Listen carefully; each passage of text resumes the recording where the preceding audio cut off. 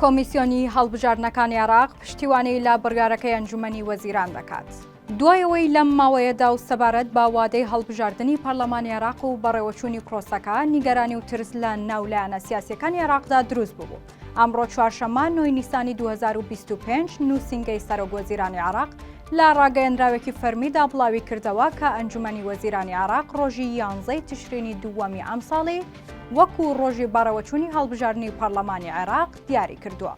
بەپێی زانیاریەکان ئەنجومەنی وەزیرانی عێراق بە هاوکاری کۆمیسیۆنی باڵای سەربەخۆی هەڵبژاردنەکانی عێراق ڕۆژی هەڵبژاردنەکەی دیاری کردووە. سەرچاوەیەکیش لە کۆمیسیۆنی باڵای هەڵبژاردنەکانەوە ڕایگەیاند.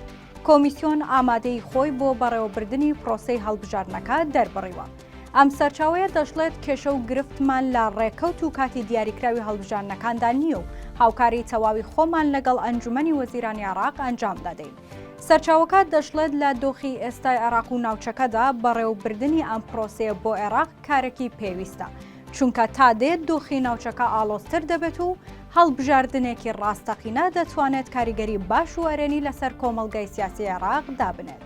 لەبارەی تێچووی پرۆسەکەوە سەرچاوەکە ڕایگەیان نزیکەی 400 میلیارد دینار بۆ بەڕێوەبردننی پرۆسەکە دیاری کراوە. هەر لەم بارەیەشەوە جۆمانە غەلای وتەبێژی کۆمیسیۆنی باڵای هەڵبژاردن بە میدیاکانی ڕاگەیاند وەک کۆمیسیۆن ئامادەن هەڵبژاردنەکە لە ڕۆژی دیاریکراودا بەڕێوە ببەن.